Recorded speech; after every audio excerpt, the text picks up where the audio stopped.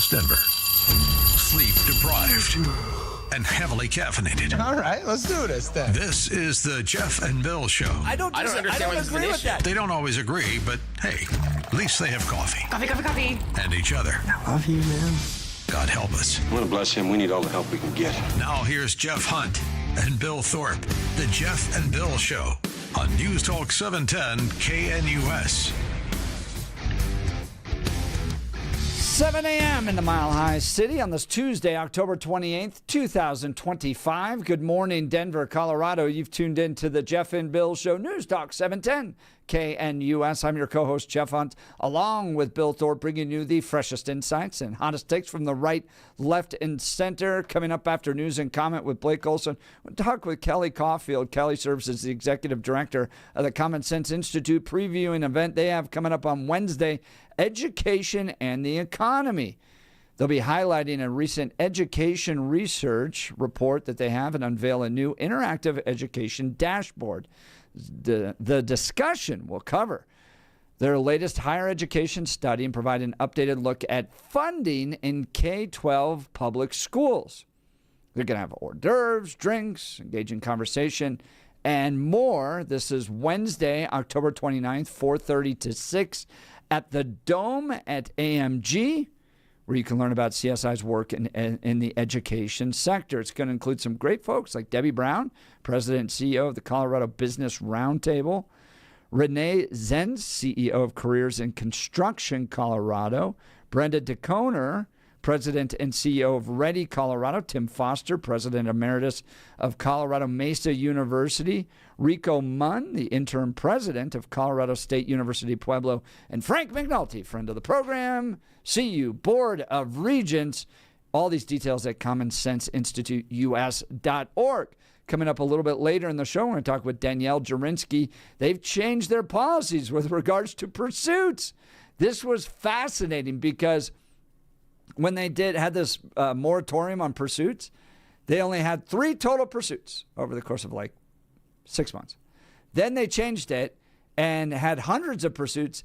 But what was really interesting was that the number of SWAT engagements dropped.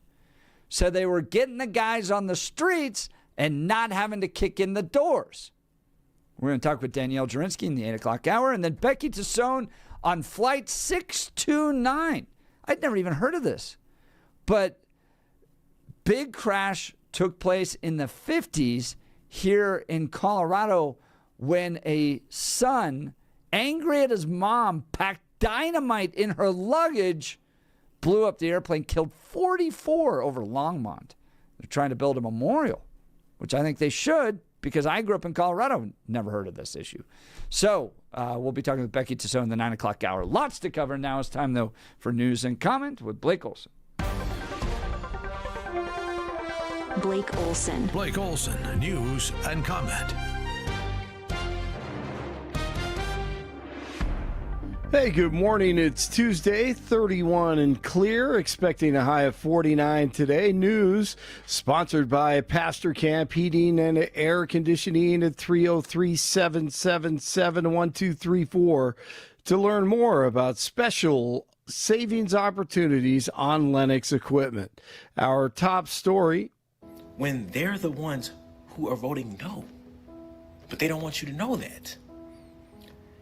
Y'all need to understand, the biggest thing about it is that y'all need to understand that while they're voting no to not fund the SNAP program, not open the government, not pay essential workers, while they're voting no for all of those things, they're still getting paid. Yes, sir. The slimy lefties. The Schumer shutdown continues. Funding for food assistance is set to run out on Saturday, affecting over 40 million Americans. That may be the Democrats' objective: create more chaos, rioting, and looting. Republicans say open the government, and hey, we'll talk about everything the majority of us Americans really don't want. So, Blake, I had yes. I had a conversation with one of the country's top political strategists. He brought up a really good point. He said that if this was working out in Democrats' favor, it would be a constant on the front page of every newspaper across the country, the way previous shutdowns have. Right? Yes. It's like day 25, day 26, and it would just be. But this is a weird one because you don't see those headlines. That's in point. part because it's not playing well for the Democrats. So they've kind of painted themselves into a corner here where they've got to figure out a way out of it, and the Republicans are the ones going just fund what we've said all along. Right. The same government you were willing to fund earlier this year. Can we just keep going? And if the Obamacare premiums are such a critical issue, it's a standalone issue. Mm-hmm.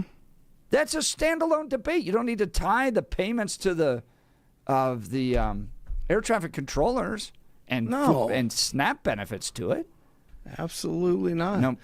No, I think that's a great point. Everything you see, you're right. It is a little strange. In past years when these occur, everything points toward the Republicans, even if they're not to blame. Right. And it's hard to talk your way out of it. Now you're like, yeah, all they have to do is, do one simple thing. Come along. We'll talk about it. We can open it up right now and you can get fed.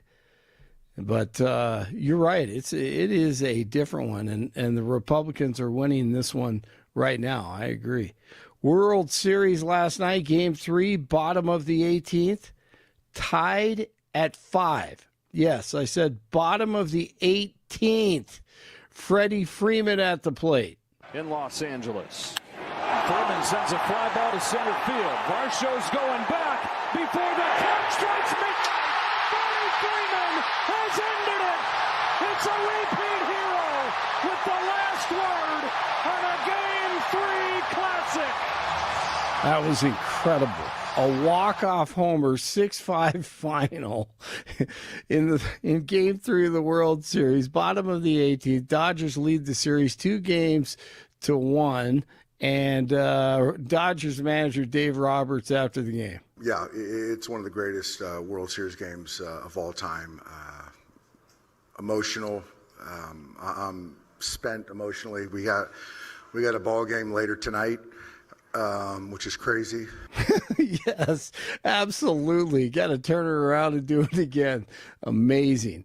City Council heard public feedback last night on a proposed budget that cut spending to address a $31 million shortfall. Resident Lonnie Miera and city employees raised concerns about reduced funding for the fire department and the recent closure of Meadows Park Community Center.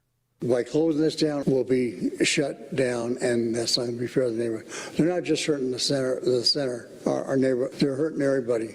Some argued that the cuts could impact public safety in Denver and essential services. The council will review the proposal during a markup session Wednesday before the first budget reading on November 10th. DJT continues his week-long visit to Asia, stopping in Japan to address U.S. troops aboard the USS George Washington. And I was just told by the Prime Minister that Toyota is going to be putting auto plants all over the United States to the tune of over $10 billion. So that's Toyota. So go out and buy a Toyota.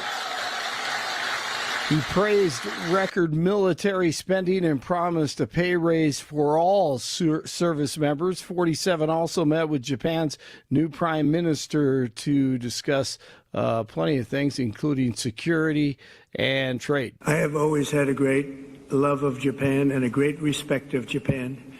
And I will say that this will be a relationship that will be stronger than ever before. And I look forward to working with you. And on behalf of our country, I want to just let you know, anytime you have any question, any doubt, anything you want, any favors you need, anything I can do to help Japan, we will be there. We are.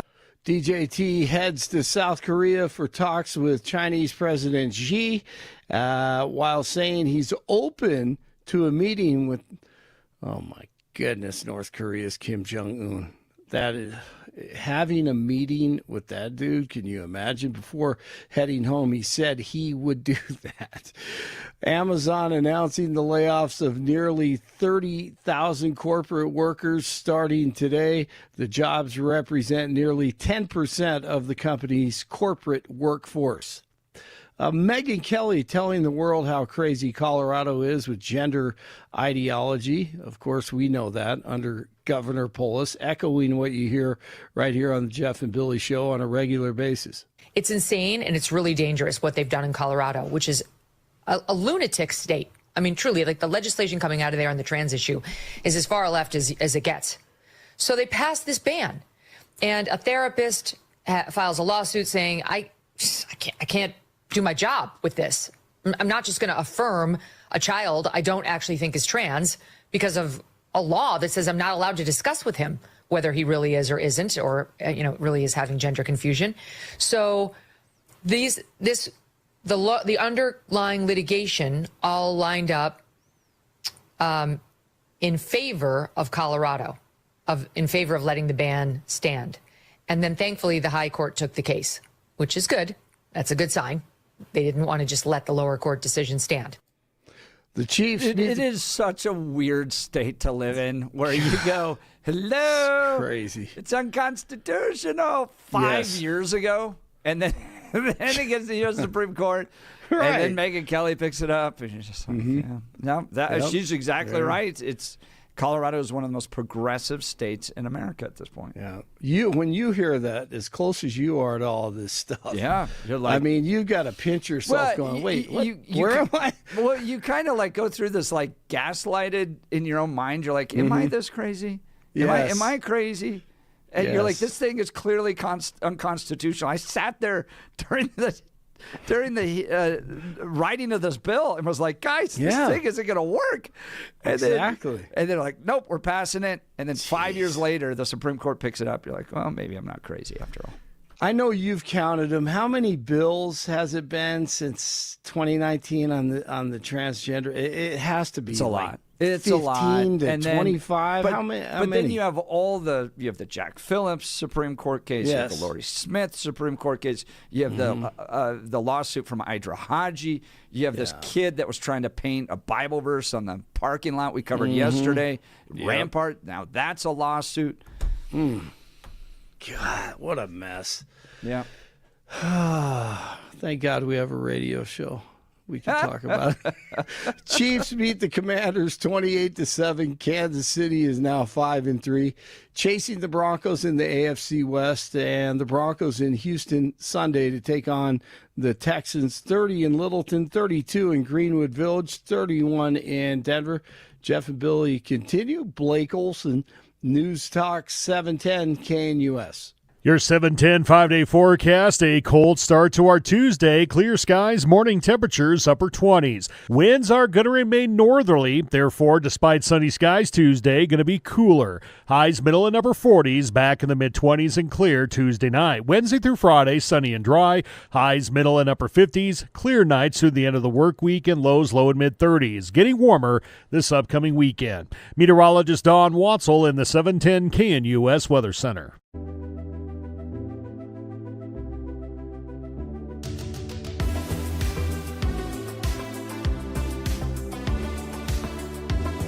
Well, they do the absolute best nonpartisan research out there, the Common Sense Institute of Colorado. The point being, with all their great work, we just want to provide data and analysis on the impact of the policy decisions that take place down there. We'll let the lawmakers hash it out. And it's always an honor to have their executive director, Kelly Caulfield, joining us. They've got a great event coming up tomorrow. She's going to preview for us. Good morning, Kelly. Thank you for taking time to join the Jeff and Bill Show. Good morning. So much, Jeff and Bill. Really appreciate it. Well, I think a lot of our challenges come down to education. You're hosting an event, the 29th Education and the Economy. Tell us all about it. Thanks so much. Yes. Common Sense does a number of events throughout the year to make sure our research is getting out to the general public and policymakers. And it's generally the back-to-school time frame of the year, so we thought it'd be a great time to get people together to hear about the latest data and trends impacting institutions of higher education in Colorado, as well as K-12. So we've built a all-star panel. Think it's going to be a great conversation. We're going to have Debbie Brown with the Colorado Business Roundtable moderating the discussion. And then we're going to have some of the state's top leaders in K-12 and higher education. We're going to have Rico Munn, who is the interim president of CSU Pueblo, on a panel, Tim Foster, the former president of Colorado Mesa, as well as Frank McNulty, one of the CU regents. Then we're also going to have Renee Zentz, who is in Colorado Springs and leads an organization called Careers in Construction, where she's trying to help more young people connect to industry and workplace skills. And we also will have Brenda Dickoner, who is the CEO and president of Ready Colorado, which is a K-12 advocacy organization. The event is free. We would love for your listeners to register on our website.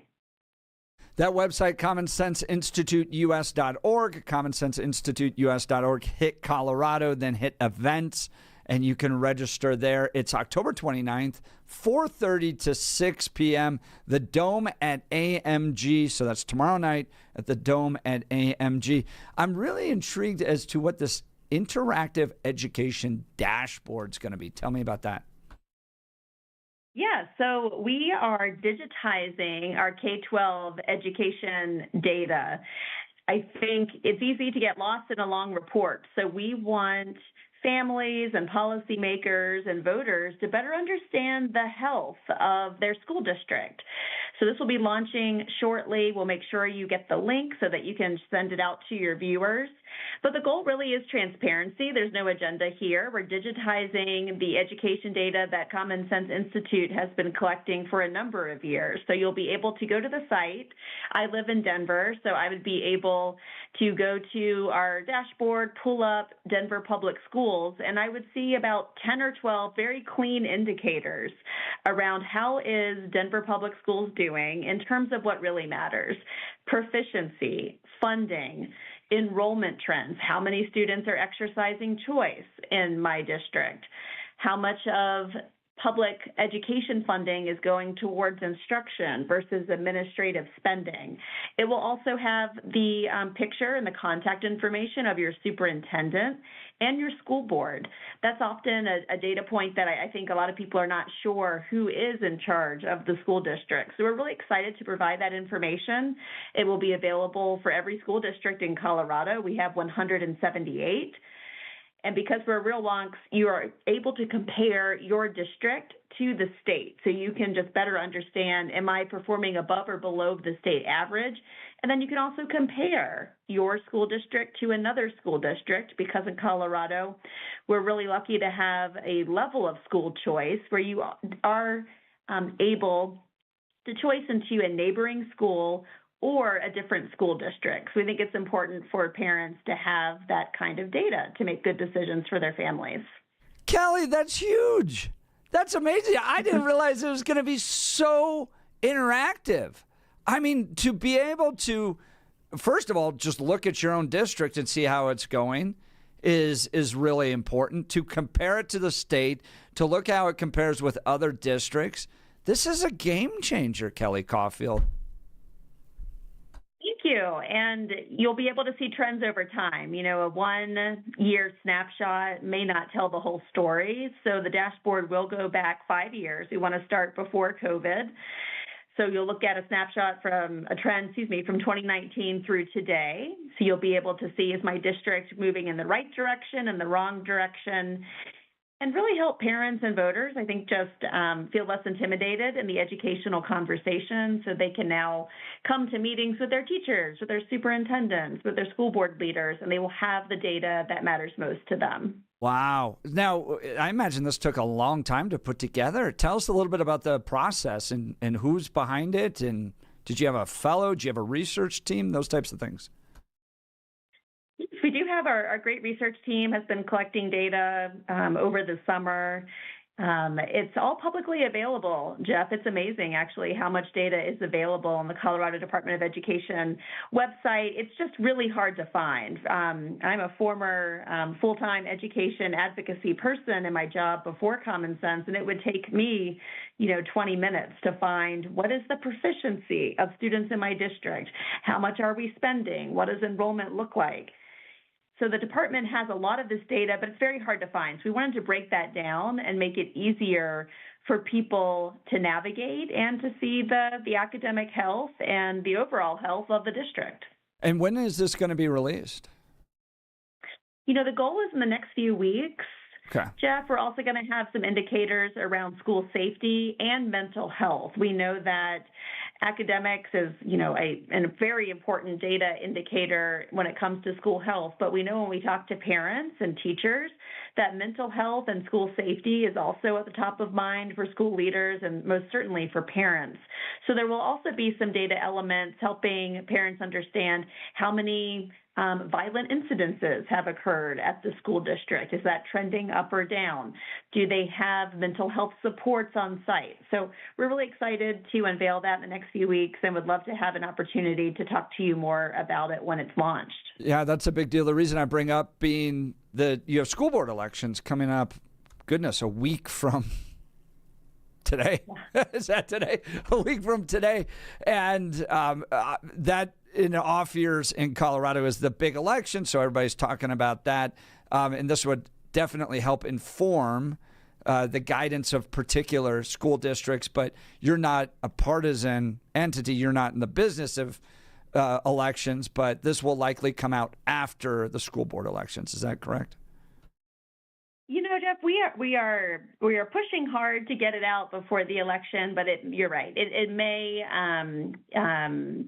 might be a little bit after that, but we are doing the last minute testing this week, and I am eager to provide that update for you all. School choice windows usually open in January for Colorado families. So when you need to decide, do I want to stay in this district? Do I want to go to private school? Do I want to homeschool? Do I want to go to a different school within my district? A lot of those decisions are made in January. So it will be very valuable for parents in a few months. I just think that is absolutely fantastic. Kelly Caulfield, Executive Director, Common Sense Institute, when I've tried to look up for instance, proficiency rates for Denver Public Schools, I end up in like U.S. News and World Report, and I'm digging through that data, and there's no way I could probably manage the Colorado Department of Education website and figure all that out. So the fact you've been able to take this, put it together for average parents like myself to be able to look at is really a big deal, because we know that competition fosters improvement, right? If you have parents that are choosing one district over the other, you've got to up your game if you want to be able to compete with some of those great schools out there. Can you give us a sense of any trends you might be noticing with regards to education in the state of Colorado? Story in public education in Colorado is we have declining enrollment, lagging student performance while spending increases. And we're not the only state with this bit of a paradox going on.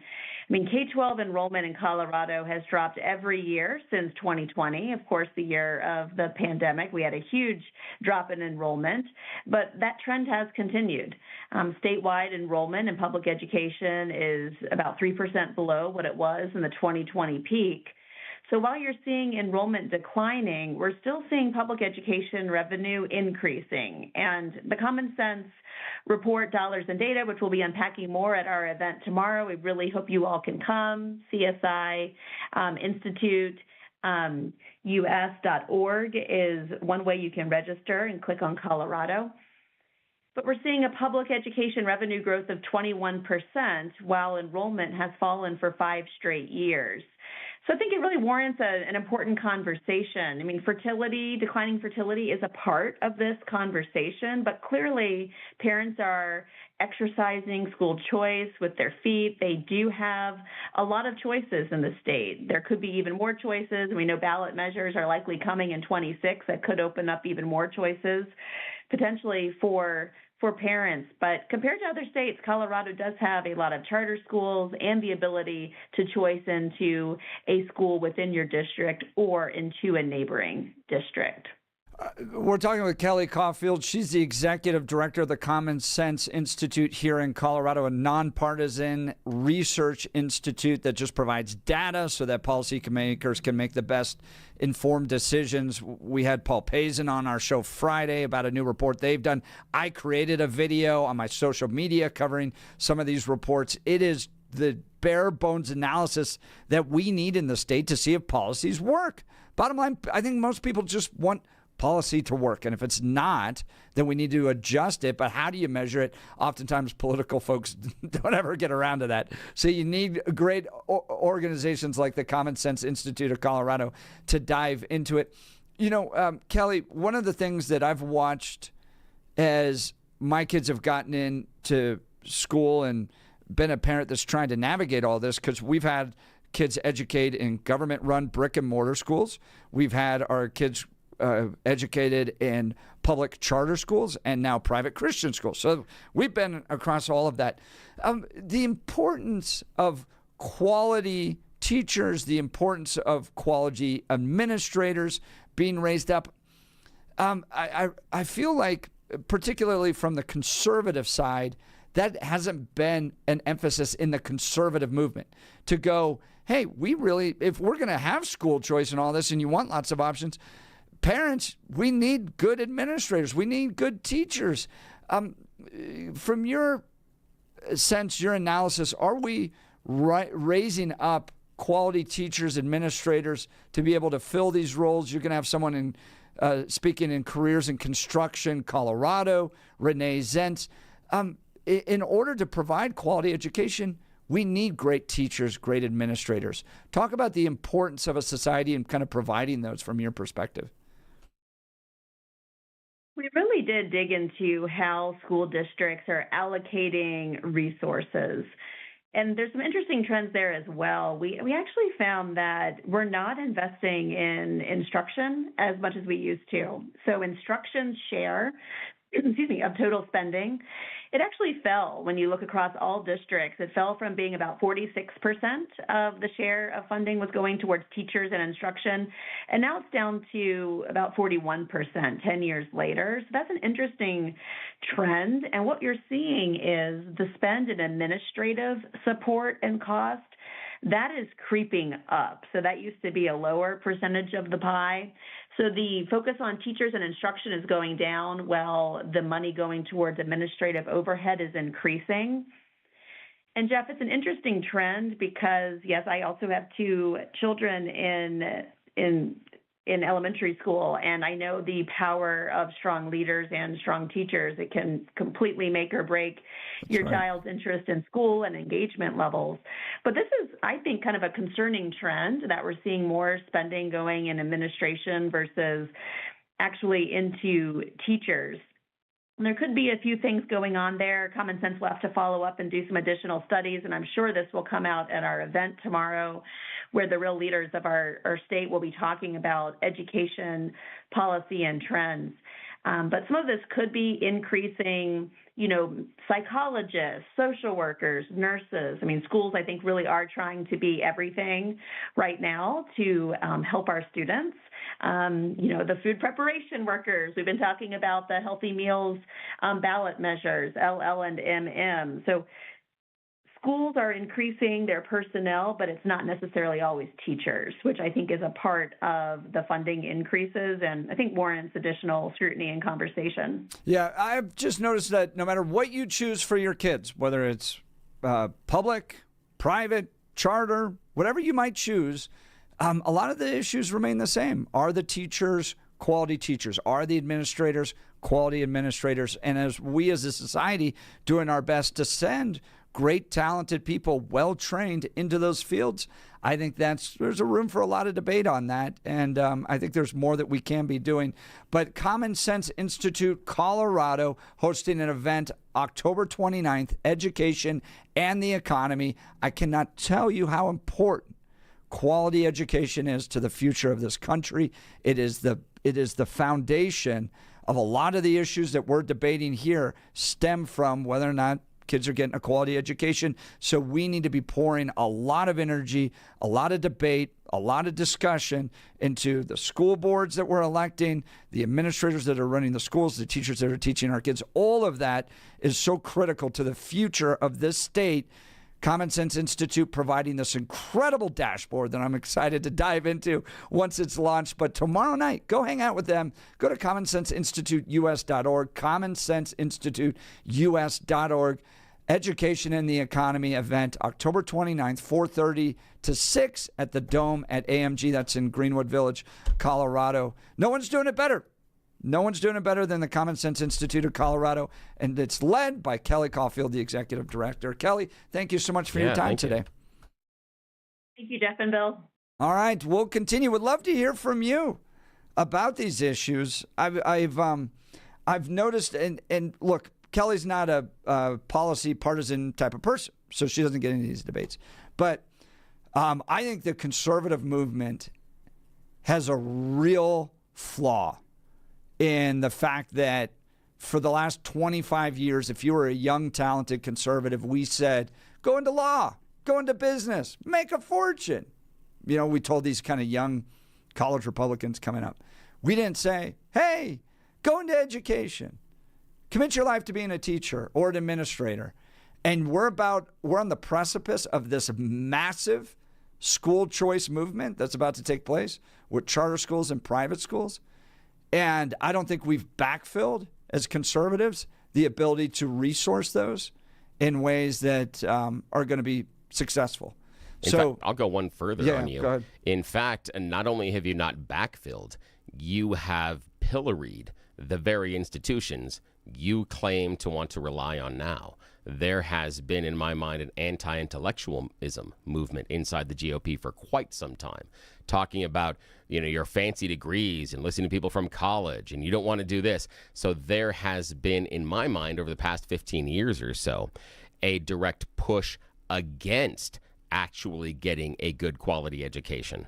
And so that has dissuaded so many people. Yeah, absolutely. I'm not sure.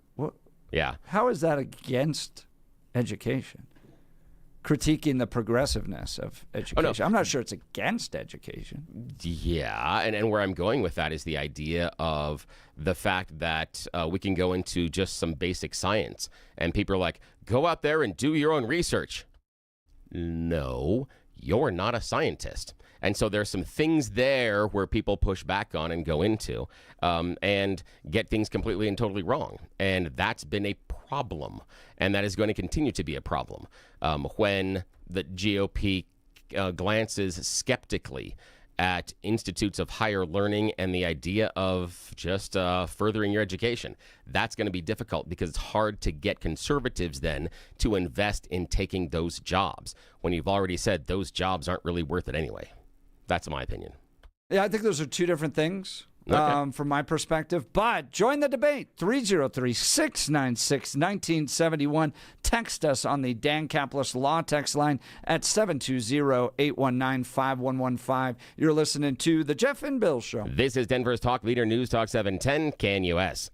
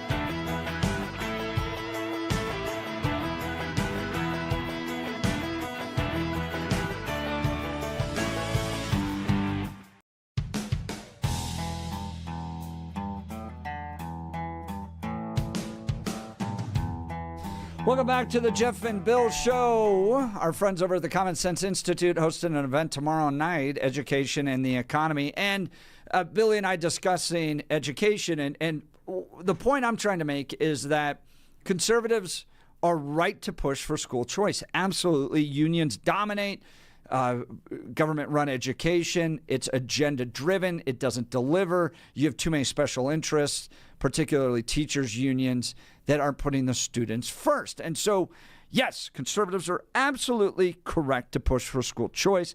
I think even to the point of education savings account, backpack funding, where kids can and families can pick even private religious schools with the money that they would typically get from the state to go to those schools. I have no problem with that at all. But the point I'm trying to make, though, is that in the midst of this education revolution we're going through, which is absolutely necessary, we have not done a good enough job backfilling with quality conservative teachers and administrators that are ready to receive all these students. And we need the conservative movement to get really serious about raising up teachers, administrators to be able to provide what's about to come with this big school choice education movement. Let's go to the phone lines. Bill, Castle Rock. Good morning, Bill. You're on with Jeff and Bill. Good morning. Well, good morning, gentlemen. Very interesting topic. As I was telling Bill earlier, I'm a retired school teacher, District 38 down in Monument. After about 25 years, I finally got out because these government schools often are what I would say are just losing any aspect of disciplining students. I was at a high school there, and the thought was that, sorry, I'm in my truck right now. It's bouncing on the road. The thought was, well, when a kid acts up and give them a referral to the office, they give them a granola bar and tell them to go back and be good. Well, kids know how to game the system. So I think one reason we've lost teachers is the lack of discipline and enforcement in the schools. The other comment that I'd like to make is that I've never heard is the fact that we are aborting close to 1 million children a year. It's no wonder we're losing students in schools when we don't have the children coming up. And this has been happening, since about 1973. So that was about all I'd want to say. Now, Bill, setting the abortion subject aside, looking at the discipline, I can agree with you there. And I want to say that I've got 4 educators in my family, and I refer to it a lot. And I want to see if your experience was the same as theirs. And these are educators that have, at different stages in their life and have a long breadth of history in Colorado schools. And the one thing they've talked about is a change in parental attitudes toward school. And what I mean by that is, if your child is not in school, or your child is not performing up to expectations, or your child got into a fight in the parking lot, instead of the parent taking the side of the school, it's now become 60 to 75% of the time the parent takes the side of the child, meaning that, well, your teacher is stupid. That's why my kid didn't complete the assignments and is failing. It's not that my kid decided to hit some other kid. It's because your school is stupid and it's your school's fault that my kid got into a fight. It's not that my kid didn't decide to get on the bus at the right time in the morning and get to school on time. It's your school's fault because of complete the sentence any way you want. Did you see that type of a transition in parental behavior during your time, 20 plus years as a teacher? That is so true. That is so insightful, and your relatives are right.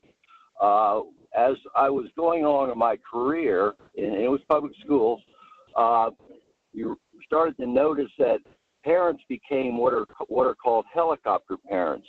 They hover above, and everything is fine until Johnny messes up, and we wind up, or I wind up calling the parent or giving the kid a referral. And then all of a sudden it comes back, well, it's your fault.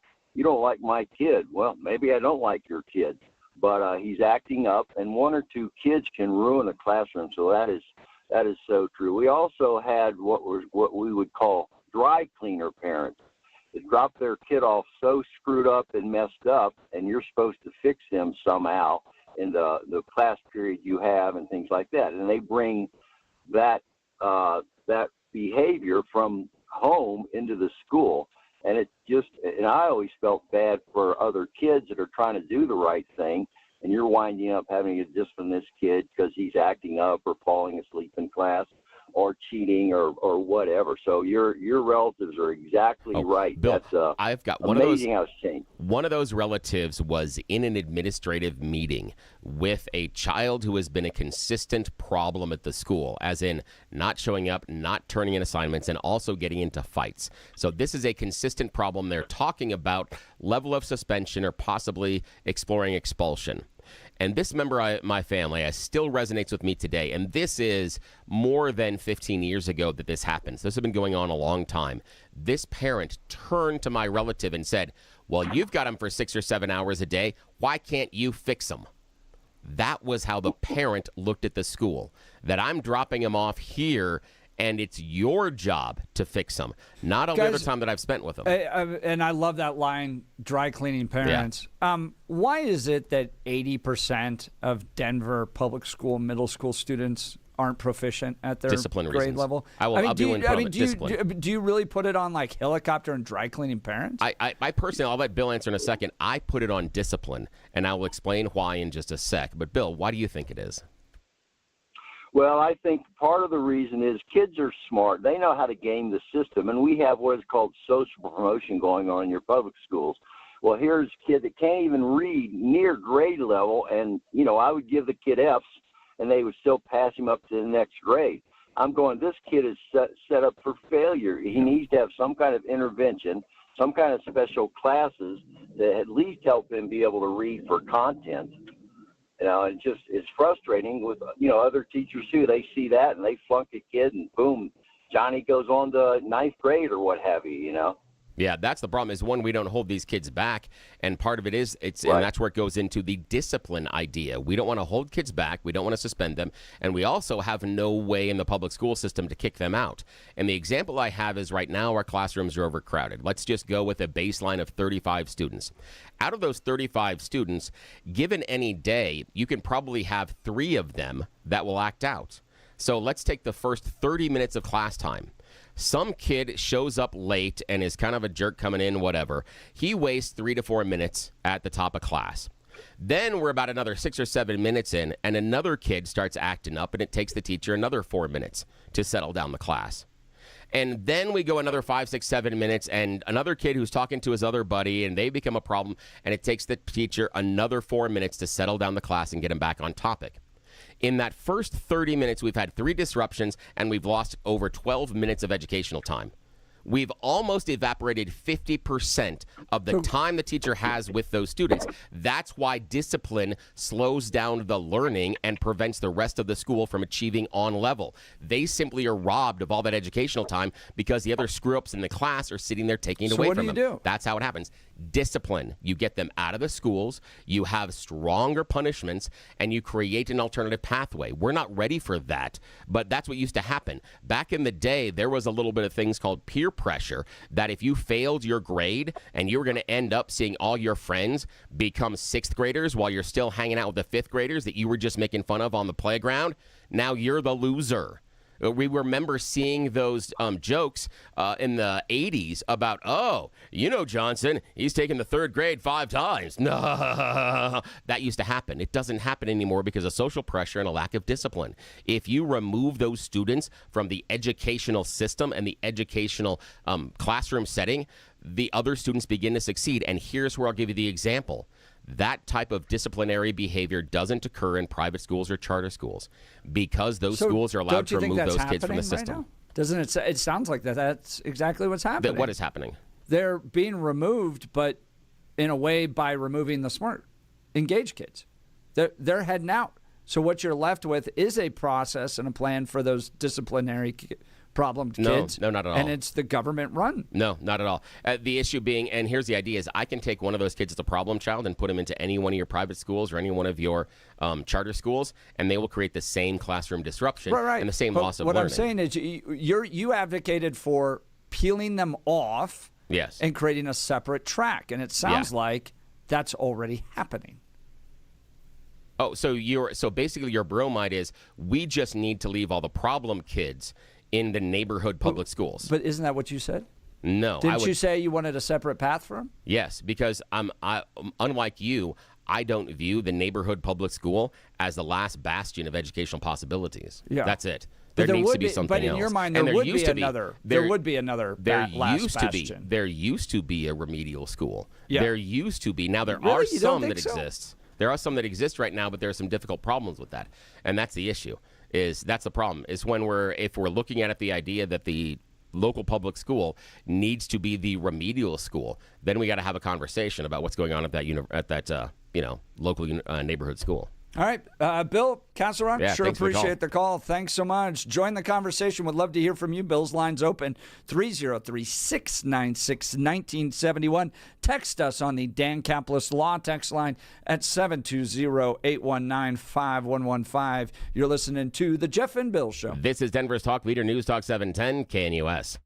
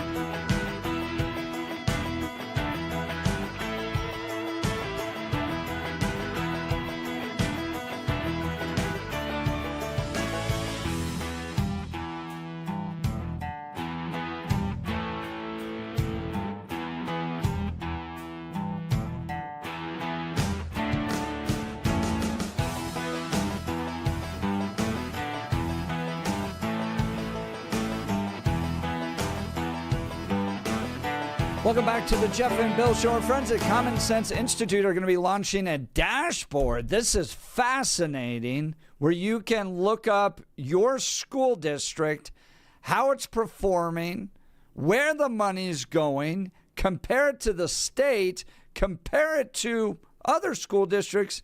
And Bill, we do have an open enrollment state, so people can choose different districts even if they don't live in it.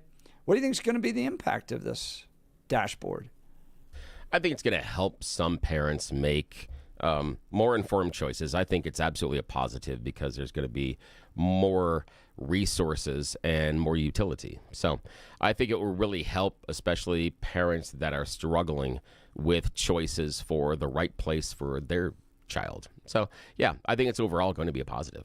I'm excited to see how it'll impact the school board elections, too, because if you're an elected official and the buck stops with you all, I mean, you're the ones guiding the district, choosing the superintendent, which then sets the tone for the schools and all that stuff. So if you want to see more improvement, information can't be bad. Yeah, exactly. So very impressive. Go check out their event, commonsenseinstituteus.org, and then click on Colorado. And then tomorrow, Education and the Economy, October 29th, 4:30 to 6 at the Dome at AMG. Some great people there. Debbie Brown, Renee Zenz, Brenda DeConer from Ready, Colorado, Tim Foster, President Emeritus of Colorado Mesa University, Rico Munn, Interim President, Colorado State University, Pueblo, and then Frank McNulty, CU Board of Regents.